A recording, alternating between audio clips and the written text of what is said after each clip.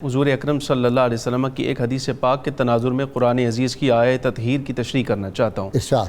حضرت سیدنا عبداللہ بن زبیر رضی اللہ تعالی عنہ 7، 8 یا زیادہ سے زیادہ 10 برس عمر تھی آپ کی۔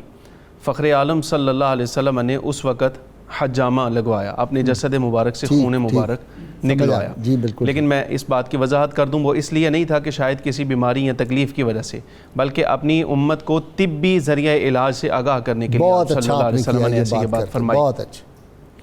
جس وقت وہ پیالہ لیا خون مبارک کا تو حضرت عبداللہ بن زبیر کو دیا اور فرمایا کسی ایسی جگہ لے جا کر ڈال دینا جہاں تمہیں دیکھے کوئی نہ۔ انہوں نے پی لیا۔ جب واپس آ کے آپ صلی اللہ علیہ وسلم سے سرکار نے پوچھا ان سے کہ کیا کیا ہے اس کا، تو عرض کرتے ہیں کہ یا رسول اللہ ایسی مخفی اور پوشیدہ جگہ پر ڈال کے آیا ہوں کہ میرے علاوہ کسی کو پتہ ہی نہیں چلے گا لوگوں میں سے۔ فرمایا لعلک شربتہ، لگتا ہے تم نے پی لیا ہے۔ تو فخر عالم صلی اللہ علیہ وسلم نے اس ایک پیالہ خون کا یہ اثر بیان فرمایا تھا کہ عبداللہ اس خون پاک کا اب یہ اثر ہے کہ بہت سارے لوگ تمہارے وجود سے نقصان اٹھائیں گے اور کچھ لوگ حسد کا شکار ہو کے تمہیں بھی نقصان پہنچائیں گے۔ یعنی اس خون کا اثر یہ ہے۔ میں کہتا ہوں کہ اگر حضرت عبداللہ بن زبیر رضی اللہ تعالی عنہ میں ایک خون کا پیالہ حضور اکرم صلی اللہ علیہ وسلم کا ان کے جسم میں سرایت کرے تو اللہ تبارک و تعالی قوت،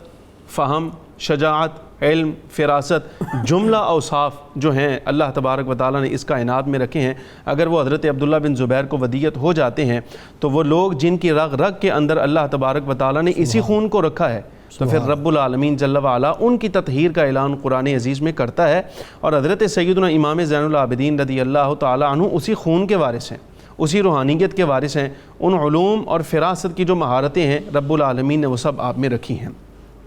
اس واقعے کی طرف آپ نے اشارہ فرمایا،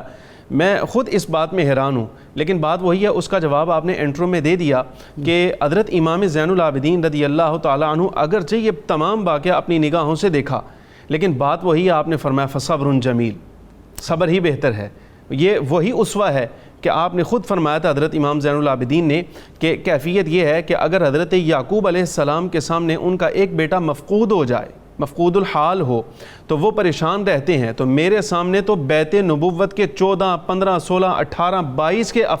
قریب افراد جو ہیں وہ جام شہادت نوش کر گئے، تو مجھے یہ چیز پریشان کرتی ہے۔ لیکن اس کے باوجود فصبر جمیل کا جو ٹائٹل ہے وہ آپ کی ذات سے ہٹا نہیں ہے۔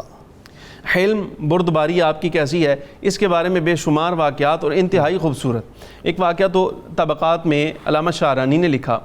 کہ لوگوں کے مجمع عام میں ایک شخص نے حضرت امام زین العابدین کو بہت نالائق اور نازیبا لفظ کہے، لیکن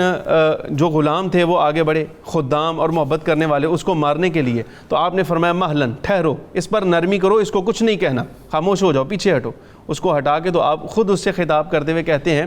تو ہم اہل بیت کے احوال سے ناواقف تو نہیں، ہمارے کردار سے بھی واقف ہے، ہمارے احوال مزاج سے بھی واقف ہے، لیکن لگتا ہے تو جو اس طرح گالیاں دے رہا ہے شاید تو اس وقت ضرورت مند ہے،